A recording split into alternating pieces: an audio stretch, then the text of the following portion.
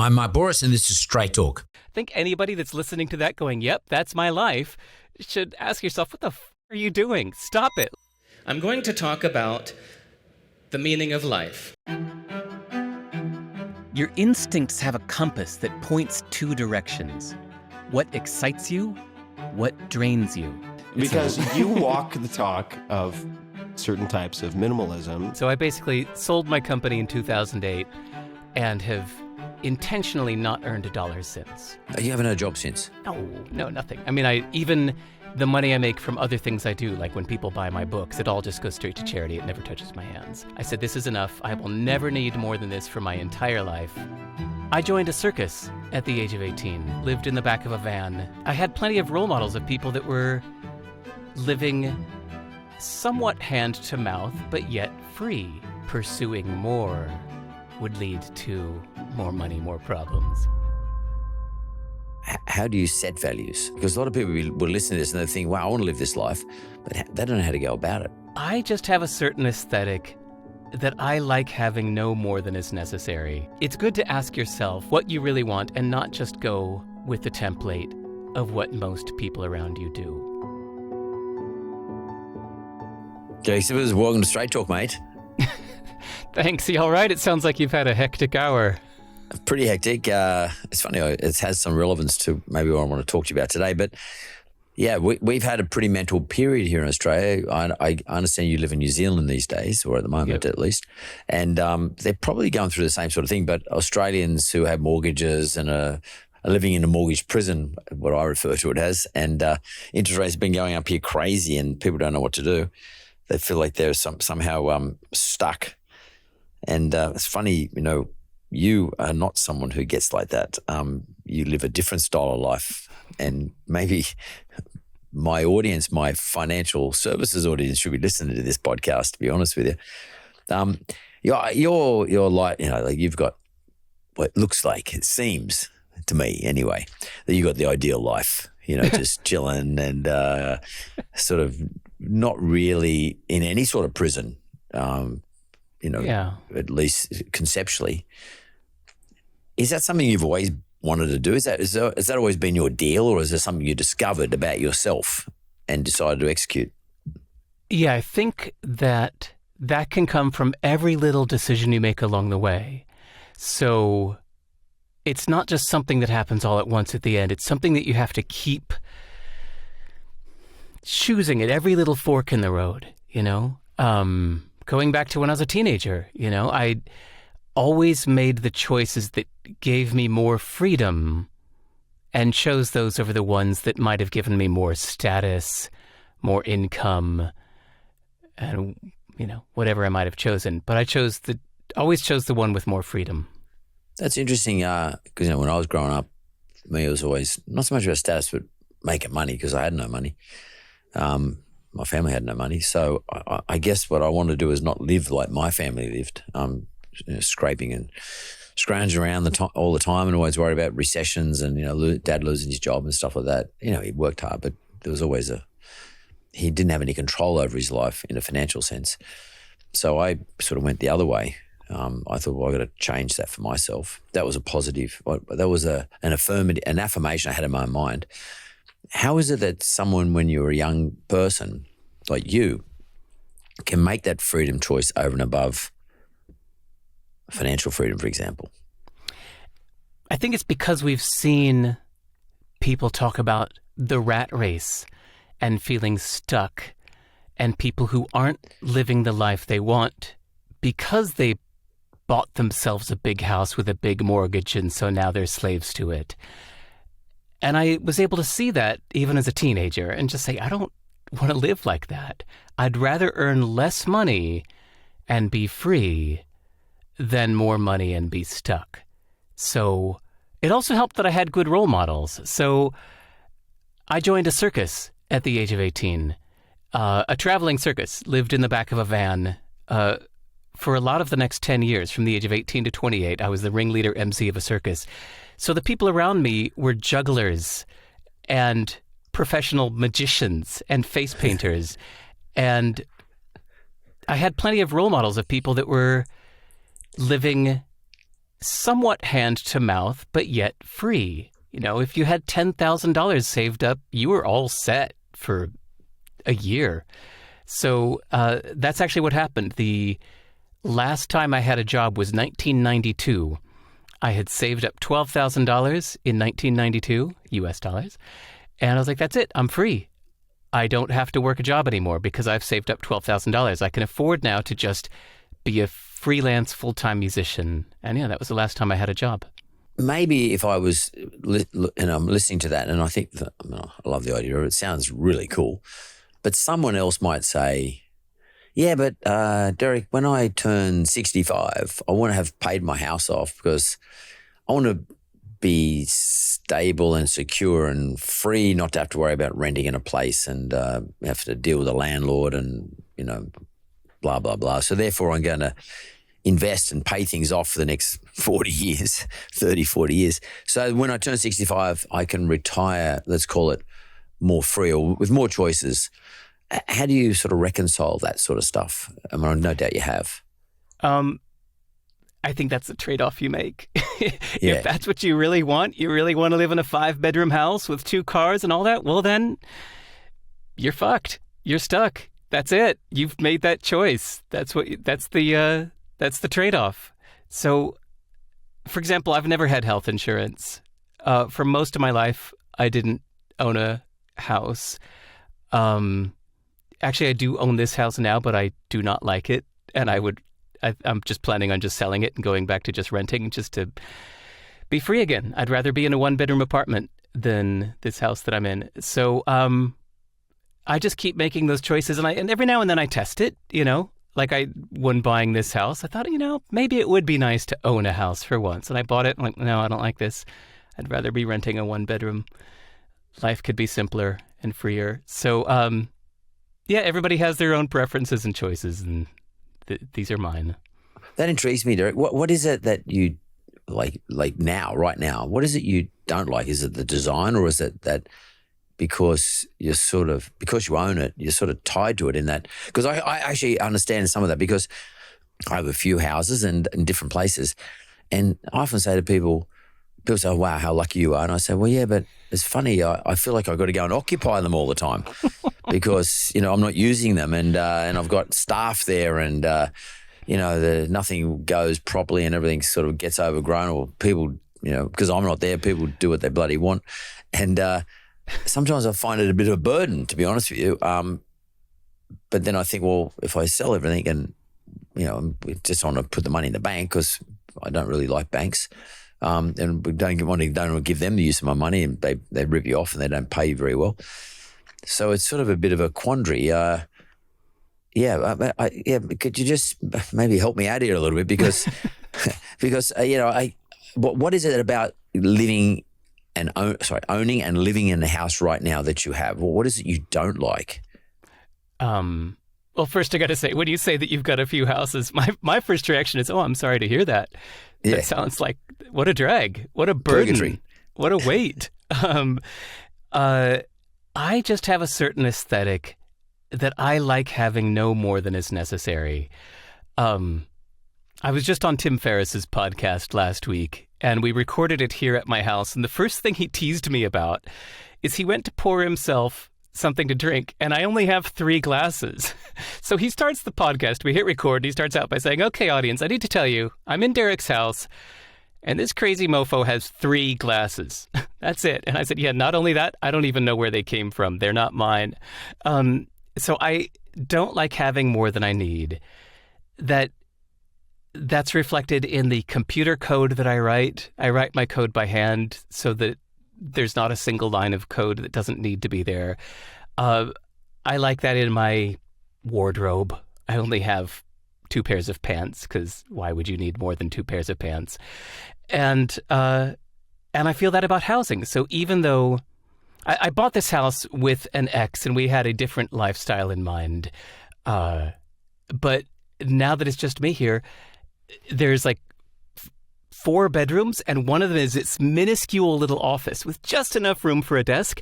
That's where I spend all my time. The rest of the house is just wasted, like cobwebs are appearing, And yes, I could hire somebody to clean it. Yes, I could spend an hour a week and clean it myself. But what a drag. Why even have it? I'm not using it. I'd rather just be in a little one-bedroom apartment. And personally, I like moving every year or two. I don't own any stuff, so moving takes me an afternoon. And I just like being in different places. So I know anybody listening to this is just like, all right, Mark's interviewing a weirdo. But it's good to ask yourself what you really want and not just go with the template of what most people around you do. And sorry, I should have just wrapped up there, but there's one more thing that needs to be said is I've also had some good anti-role models. So I mentioned that when I was in the circus, I had some role models of people that were really happy and free, earning $2,000 a month. But I've also had some anti-role models of super rich friends that had 3 big houses, and I would heal all of their woes. And when it came time to sell my company, I talked to a friend of mine that had just sold his company, but the company that bought it paid him extra to stay on as an advisor. And he talked about how much that sucked, that he went from being a business owner to being an employee inside this company. So luckily I heard that tale before I sold my company. So when I went to sell my company, I said, all right, here's my terms. The day you transfer that money, I'm gone. Never speak to me again. And I just made sure to include that because I had the anti-role model of this friend and heard his woes. And I've had the anti-role model of friends with many houses telling me that it was nicer in theory than in practice. So I think I've been, my actions have been shaped by the anti-role models as well. I remember once when I was working in India, the very first time I ever went to India, and we built a business up in India in the early 2000 period, and I used to travel there every 6 weeks, and we had like 500 staff or something like that, which was growing quite quickly. And one of the things I noticed about my employees, no one had any money, everybody, they were all very poor, but they're always happy, always happy. Everybody in India, there's 1.4 billion people. It's probably different now today because the middle class has got a lot larger, et cetera. But I'm going back, 15, 16, 17 years. Indian people, even the people living on the street, even the people living in little shanties, were always happy, always smiling amongst each other. And they look like they just happy because they had enough to eat, because the government sort of looks after them. There's sort of a communism coalition with another government. So everybody always gets fed. I mean, obviously there'll be some periods where some of the people don't get fed, but generally speaking, and I was actually amazed at this phenomenon, these Indian people always smiling. The same, I experienced the same in Sri Lanka. People there always smiling, even though they had the most menial job and earning the lowest amount of money. There was one girl in Sri Lanka, I remember talking to her, she used to travel 4 hours in the morning by bus to the job and 4 hours at night. Like she's spending 8 hours a day, but she's sleeping on the bus to go to work. But she was just happy to have a job. A young girl with the biggest, widest smile you've ever seen in your life, and always happy. Maybe what you're saying, there's something in that. They're not role models to me so much, but they're definitely observations along the lines you're talking about. The more you got, the more obligations you got, the more responsibility you got, and the more a grind life might be. Is that something that you've drawn out of your experiences? The more you have in physical sense, property, shares, businesses? I could have. I think I stopped where I did because I feared that pursuing more would lead to more money, more problems, So my rich friends think I'm a slacker and my poor friends think I'm hyper ambitious. So it's a spectrum in between. So I basically sold my company in 2008 and have intentionally not earned $1 since. You haven't had a job since? No, nothing. I mean, even the money I make from other things I do, like when people buy my books, it all just goes straight to charity. It never touches my hands. So that's intentionally. When I sold my company in 2008, I said, this is enough. I will never need more than this for my entire life. I am done earning money. I never want to earn another dollar again for the rest of my life. I'll do things that earn money, but then I just make sure it all goes straight to charity. So the money you got from the sale of your business prior to this, did you just take it and put it in the bank and just live off the interest? I mean, well, what did you do? Are you living off the capital? Like you're just eating into the capital? How do you live? In short, off the interest, yeah. Yeah, off the interest. So if the bank pays you X amount of dollars in interest, you can live off that. That's enough to pay your rent and travel. I'm curious when you said bank, like my bank accounts only have a few $1,000s in them. I just keep everything in index funds in the stock market. So, I just kind of ride the wave of the economy. I don't do any speculation. I just kind of stick it in 3 index funds that represent the world economy and just let it sit. I look at it about 1 hour a year. Yeah, so you're not sort of sitting there obsessed about how the futures index in the US is going or wherever. Not at all. You just go along. You just cruise along with it, and whatever you need to take out, you take out when you need to take it out. And so, how then? That's pretty cool. Because I remember when I sold one of my businesses many years ago, I got General Electric shares in return for that, and it was quite a large sum. And you know what happened to me? I become absolutely obsessed with the share market and the Dow Jones index, because General Electric was a part of the Dow Jones. And I became obsessed. It could go up 1 point today and 30 points tomorrow and down 60. And it was like getting brain damage. Yeah. I'm so glad I don't have them anymore, but it was like getting brain damage. I can sort of relate to what you say. I mean, you got to look at it once a year, as you say, and just take out what you need when you need it, and otherwise not worry about it. In your case, fear is the thing that drives you. Fear of having too much to look after is the thing that drives you to living a much more simple life, and let's call it being more free. Or is it like, because the opposite applies to people like me and other people I know, it's fear of not having enough that drives us to keep striving. Is it fear in both our lives? No. For me, it's a dislike of waste. So, if you think like an economist, economists are always looking at the marginal value of things. So, a thirsty man crawling in the desert, what is a glass of water worth to him? Versus once you've given that man 100 glasses of water, what is glass number 101 worth to him? I think it's the same thing with money, that that first, $100,000 I earned, that meant everything to me. That next 100,000 I earned, that still meant something to me. And after a few more, and by the time I got to a million, I was just kind of done. I said, okay, well now, this just doesn't mean anything to me anymore. There's nothing I could do to use it. I've paid off all of my debts. I've even paid off my parents' debts. I've paid off my parents' mortgages. Like, there's any more money I would earn now is just wasted. And I don't like waste. I don't like seeing people waste things. I don't like people who have more than they earn. It's like hoarders. I don't know. In Los Angeles, I used to see this more.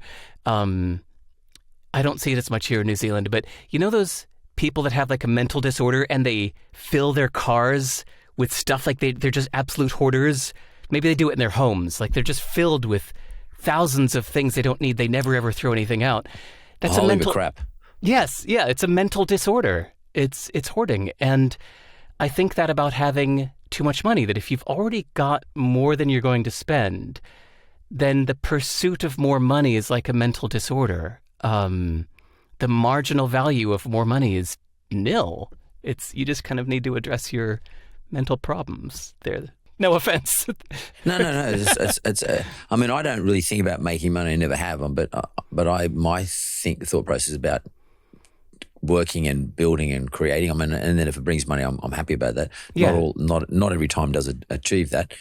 But I'm lucky enough to have I've had a good start, if you know what I mean. Like, so I'm not that pressed for these things. But I have this concept of happy enough, and it sort of sounds like you're talking about that, because people always say, "Oh, what makes you happy, Mark?" Or what do you talk? What's happiness to you?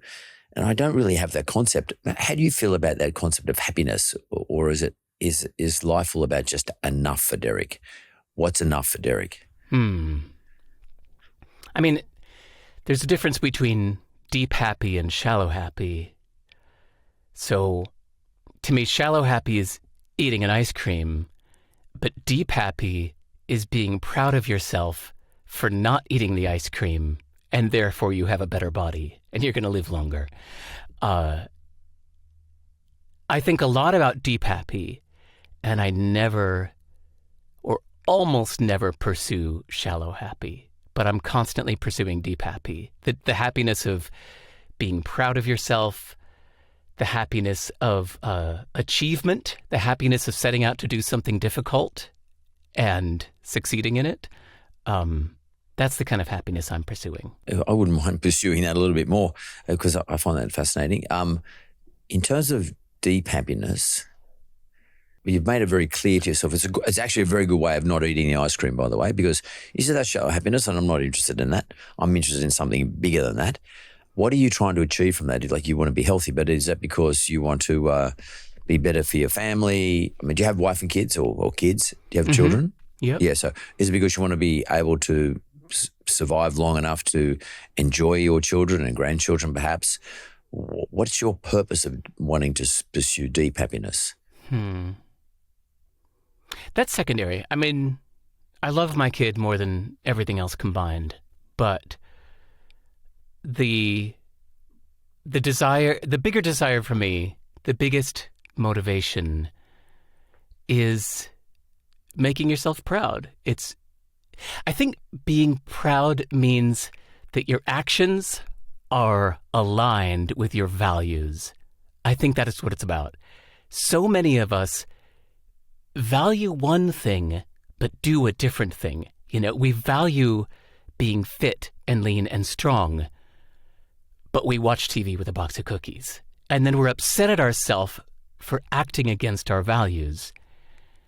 So to me, the deepest happiness comes from acting in alignment with your values. I think that's what I'm really talking about.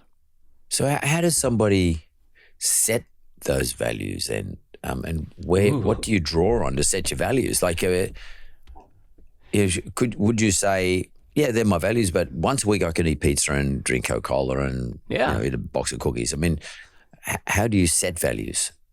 Because a lot of people will listen to this and they think, wow, I want to live this life, but they don't know how to go about it.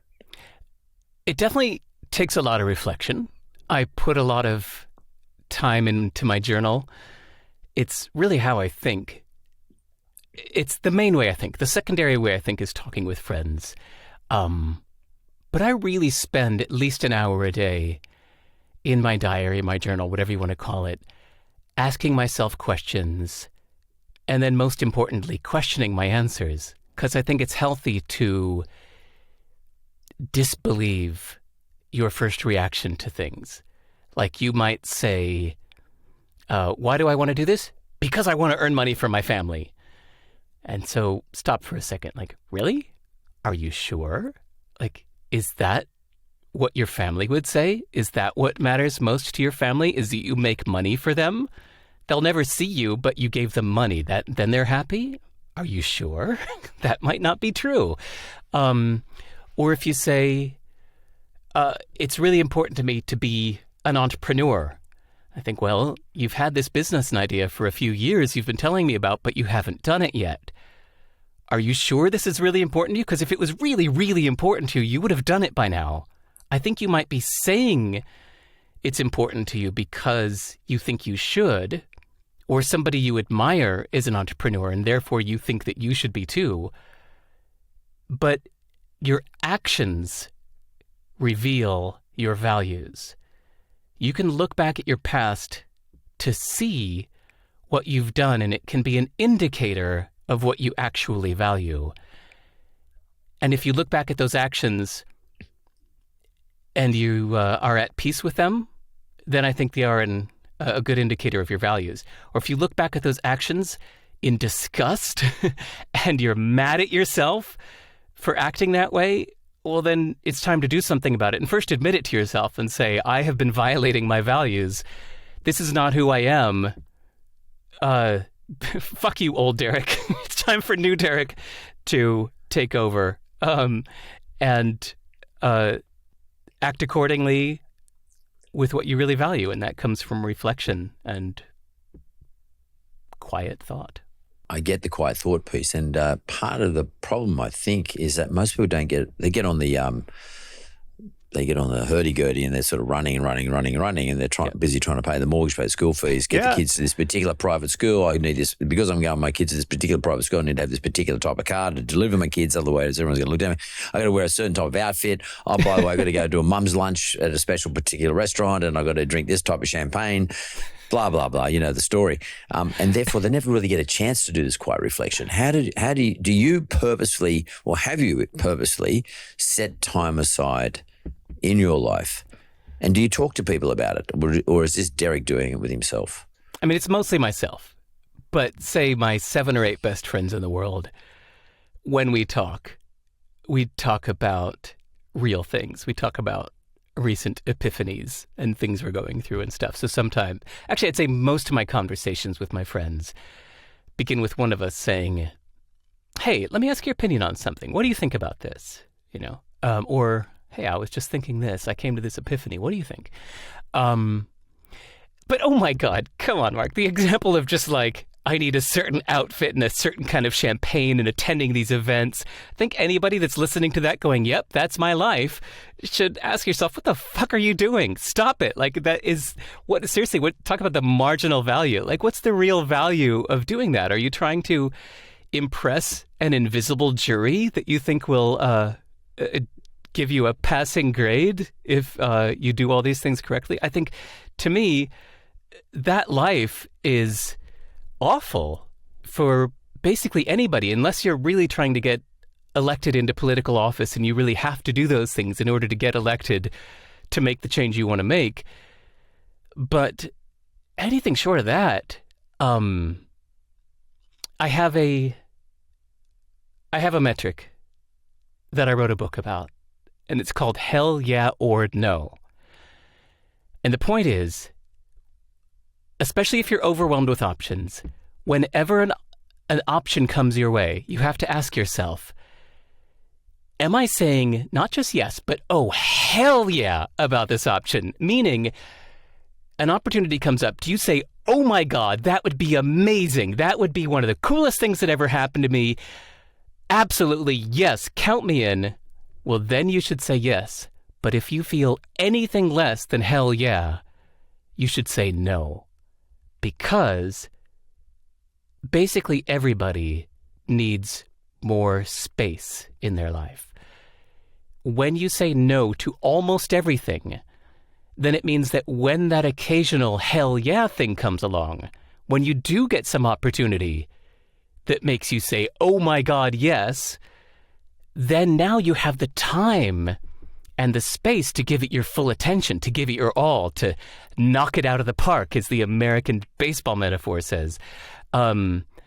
Because you aren't cluttering your life with 100 other shallow little things that were just mediocre yeses, you have room. So I've been living by the hell yeah or no principle for, I don't know, 15 years.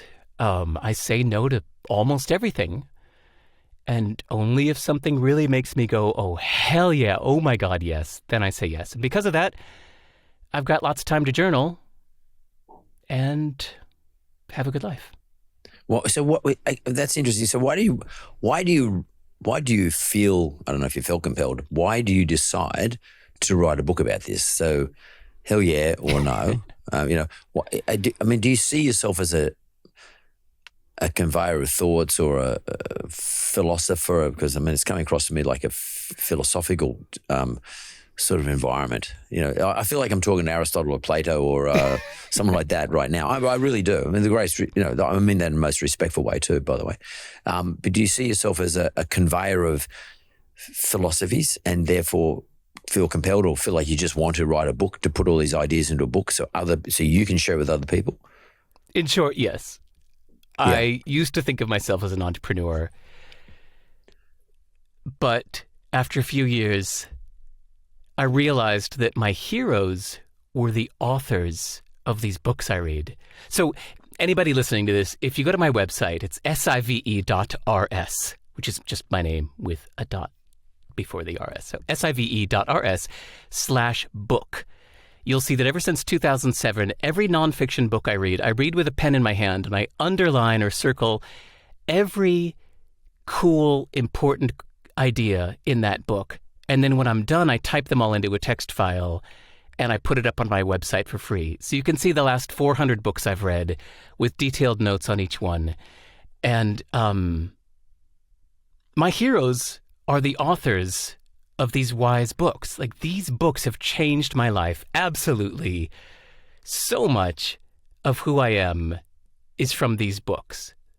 The decisions I've made, the things that I've tried that I ordinarily wouldn't have thought of, came from reading books like this and then reflecting on them, which is what those notes help for, and then acting in accordance with the epiphanies I've had from reading the books. So because I realized that these authors were my heroes, I realized that I don't actually worship or look that far up to any entrepreneurs, that really my heroes were these authors. And so therefore I realized I think this is what I do now. I'm a writer, speaker, thinker kind of dude, not an entrepreneur so much anymore. Yeah.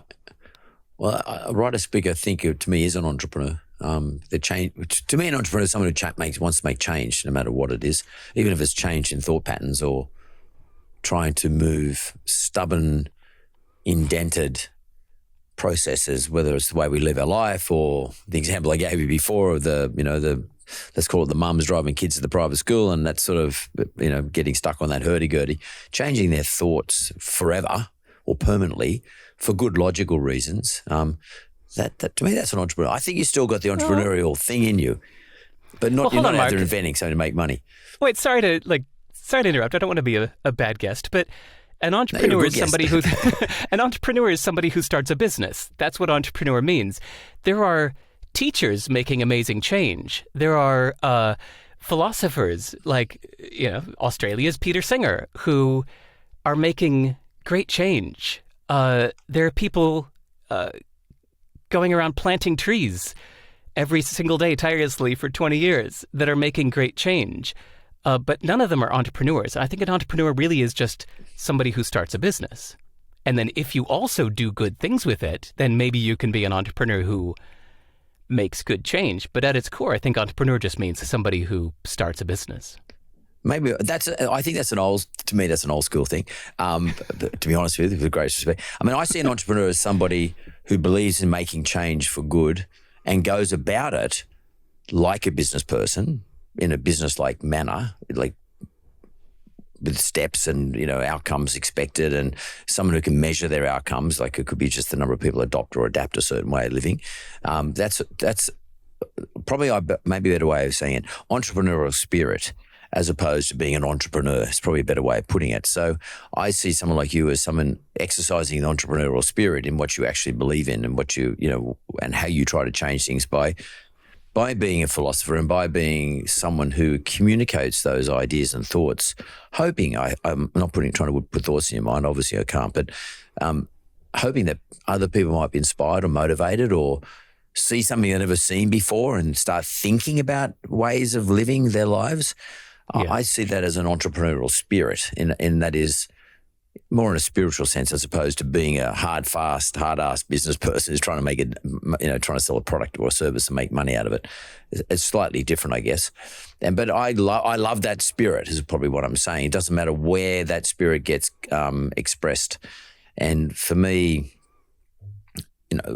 even like someone who's like, I see Greta Thunberg as being entrepreneurial in her spirit, the way she goes about it, fearlessly, committed, because she believes in something fully and has to employ certain characteristics to make this thing happen, because it's a big thing that she's trying to make happen. And I love that about people who, like yourself. That's I find it very attractive. And I'm not trying to, ask you out for a date on on the video, but I find it very attractive, and I think people find it very attractive. So, and I want to talk about that. So, people like you attract lots of people.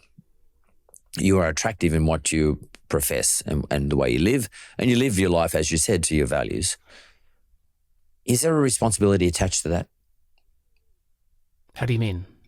Well, do you feel as though you have to continually evolve and live that style of life in order that those people who follow you, and I don't mean in a social media sense, I'm just saying people who follow your views and read your books or read your notes, etc. Do you feel some level of responsibility to make sure you don't ever let them down? So, I mean, are you likely to say, okay, in 5 years' time, I've had enough of this life. I'm going to be going back to becoming an entrepreneur, like old school entrepreneur. You know, do you ever feel some, not pressure, but a sense of obligation to those people? Or are you completely free and it doesn't matter to you? No, I do feel that. This is an interesting question. I've never thought about this before. That the value... Sorry, let me just start this by saying I do feel that, but only up to a point. And everybody who has an audience gets to decide for them where that point is. So I have a couple famous friends who feel no obligation to their audience whatsoever. They don't answer their email. They don't even look at their email. They are unreachable. They say, no, you can't contact me. If you're a VIP, call my agent. I'm not going to bother with the people. And then you have some people who say, you know what? Making my fans happy is really, really important. So important. But it's not the most important thing in my life. Like the most important thing in my life is my family or my sanity or something like that. And then you have people that take it too far the other direction then, continuing on that spectrum of people who give too much to the world, who drive themselves crazy trying to be what the world wants them to be. And they destroy their personal life and their sanity in the process. And we've seen some rock stars or movie stars do that kind of thing. So I think everybody gets to draw their line where it works for them. So I think my line is actually much higher than most. I spend, like yesterday was kind of extreme, but yesterday I spent 5 a.m. to 10 p.m. nonstop, and I mean like really only quick bathroom breaks, and I stopped for 3 minutes to eat. But other than that, 5 a.m. to 10 p.m., sitting in a chair answering emails all day long. I answered 425 emails yesterday. It was hard, and I was tired, and I wanted to stop, but I was like, no, 425 people have emailed me. I'm answering these today. These have been sitting here for a few days.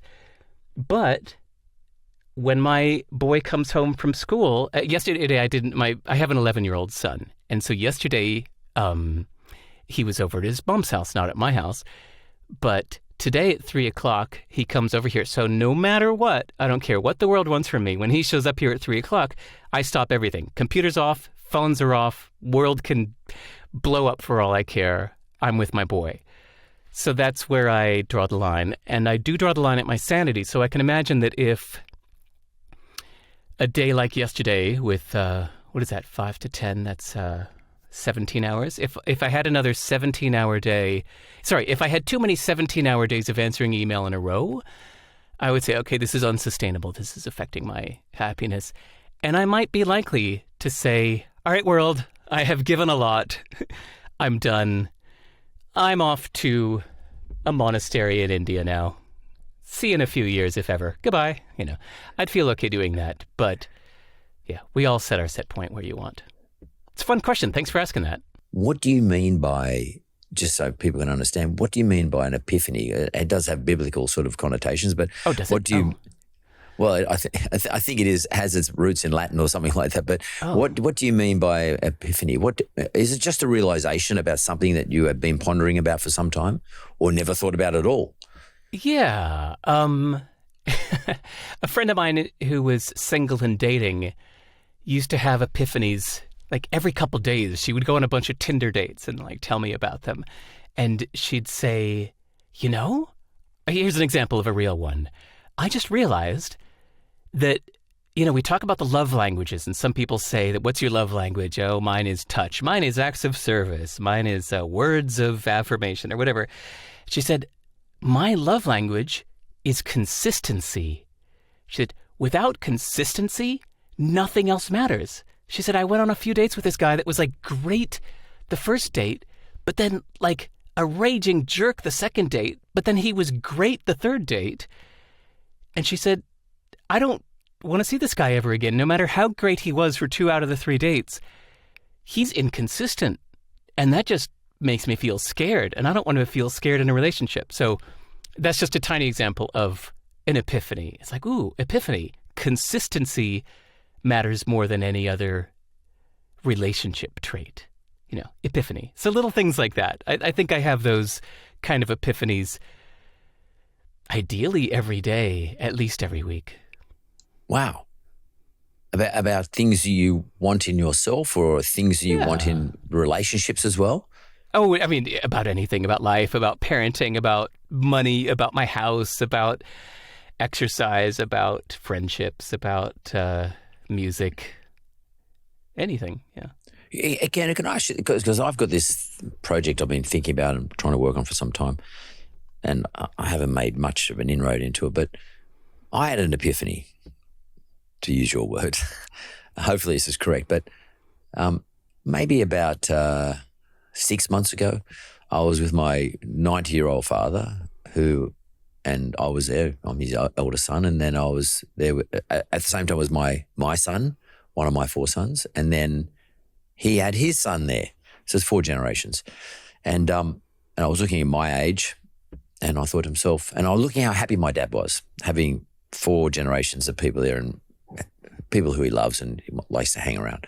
And we're all talking stuff and laughing and having a bit of fun. And it was just quite a nice moment. And I thought to myself, wow, that's something I'd like to enjoy one day.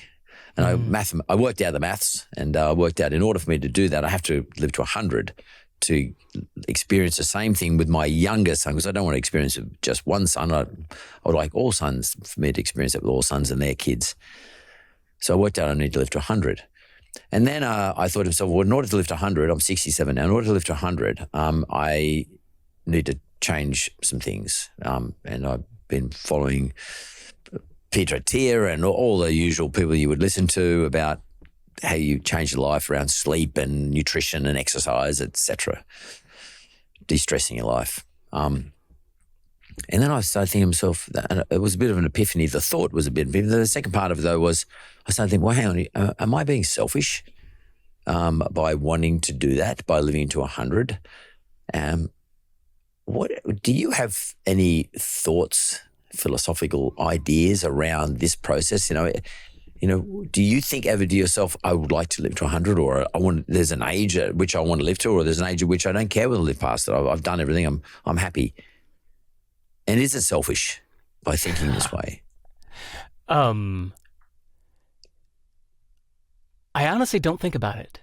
Whenever I start thinking about it, it only lasts 10 seconds, and then I stop thinking about it. So just in general, I try to make decisions that will help me stay healthy as long as possible. And after that, I think that there's some cancers that are out of your control. I do a lot of, proactive healthcare.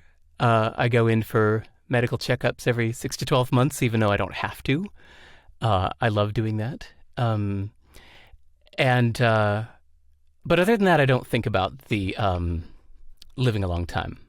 I hope it happens, but it feels like it's somewhat out of my control. Okay, but the selfish thing, that's fascinating, because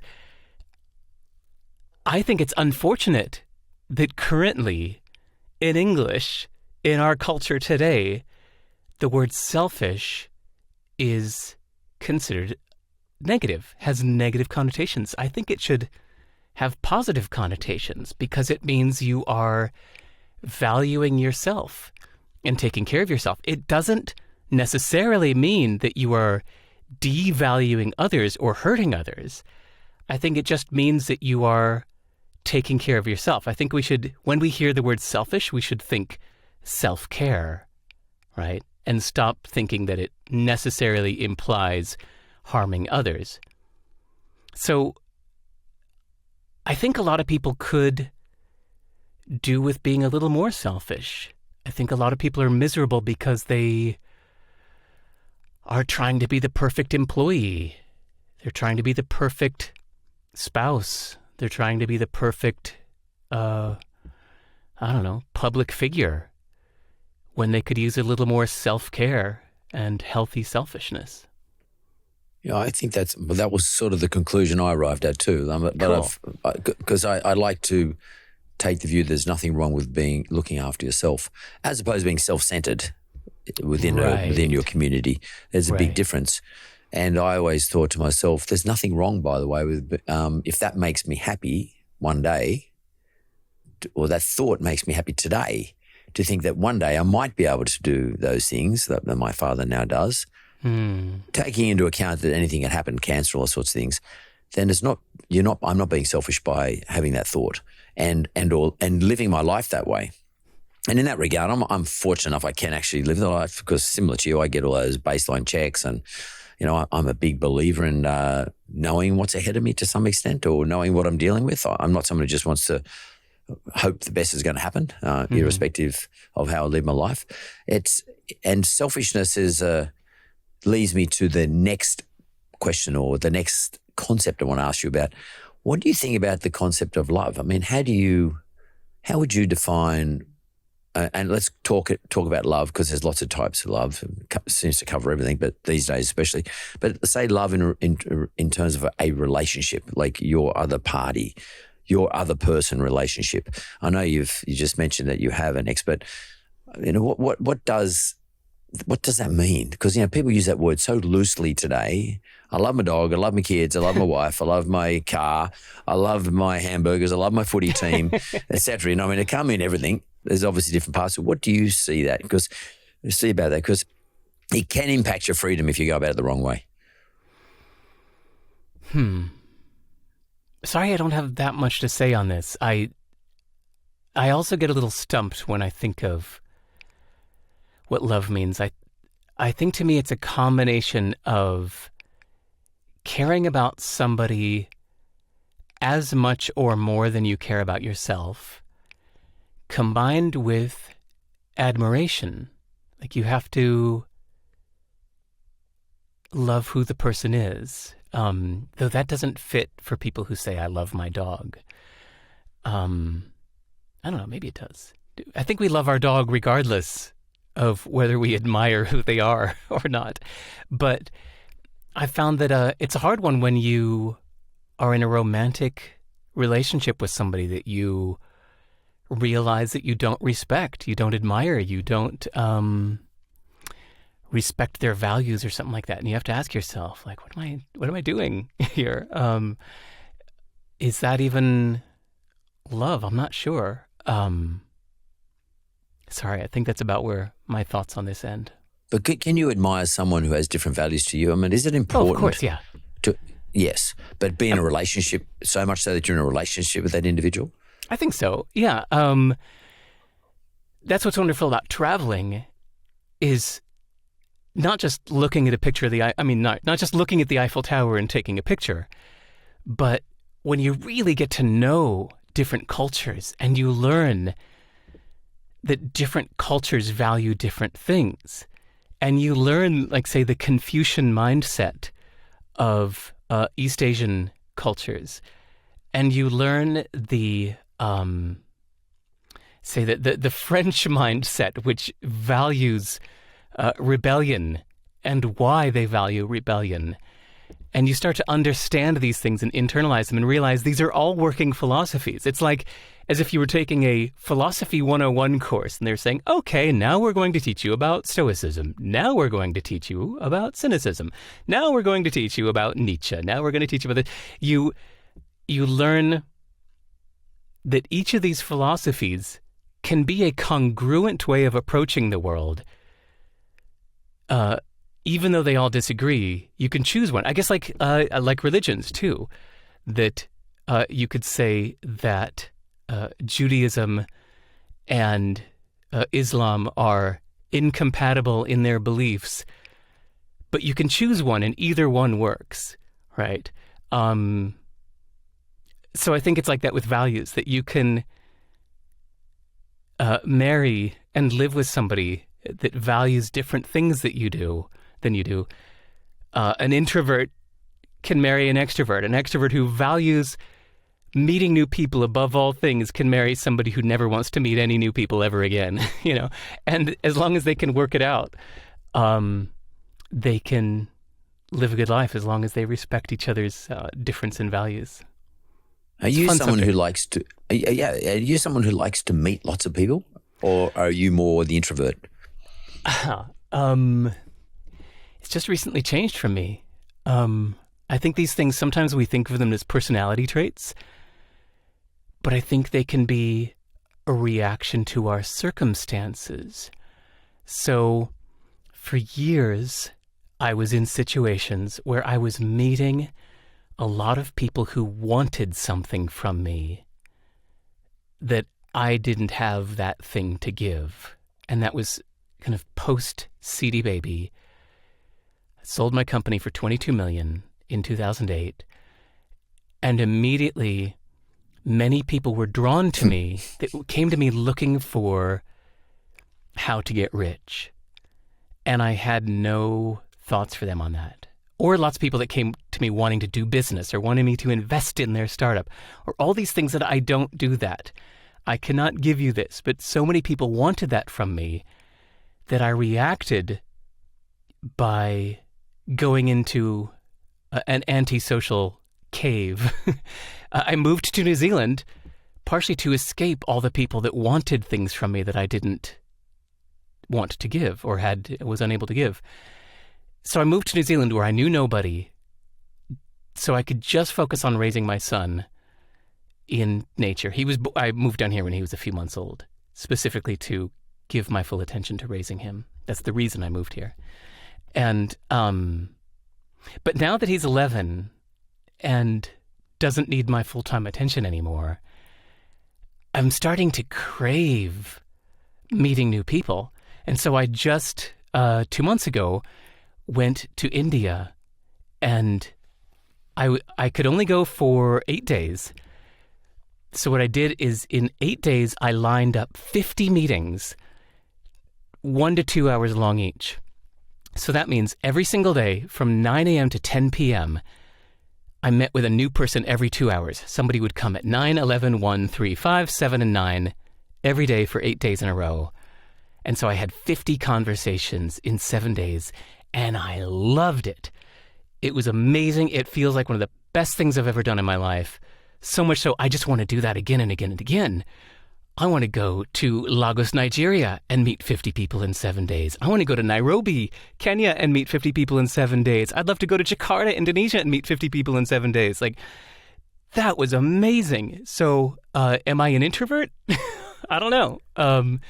It might just be more situational than a fixed characteristic. It's funny you should do that, because I guess my obvious question is, why did you meet the 50? Were you trying to inquire about how they live their lives, or what it's like to live in India, or were they technology discussions, or how did you choose these 50 people?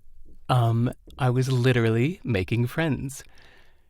Of all the people I had the option to meet with, I only met with people that felt like they could become friends. It's very interesting. I hope you come to Australia soon and put me on the list. I would like to sit down with you for an hour and a half or 2 hours and just outside of a podcast, but just talk to you about whatever. Whatever's sort of clearly coming from up, our hour of talking on air, I think we have a thing or two to talk about. Yeah, no, totally. I mean, because I get intrigued by people. I mean, I live this very obvious life.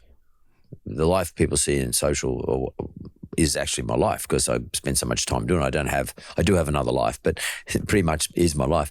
And I get intrigued when I see someone like you who's completely challenged everything and come up with answers to everything, and pretty much everything that they've challenged, and they are happy having done that. And I look at you, you look all clear-eyed, and I mean, you might have had the worst sleep in the world last night, but you still look clear-eyed. You look clear and happy like you look like those Indian people who I used to see in India when I used to go there in the early 2000 period, who had nothing but were so happy just hanging out with each other and just living a simple life. I once saw a movie with I can't think of his name, a famous actor, but he had this backpack, and he went to give a lecture to a whole lot of people, and he took the backpack off and put it on a table.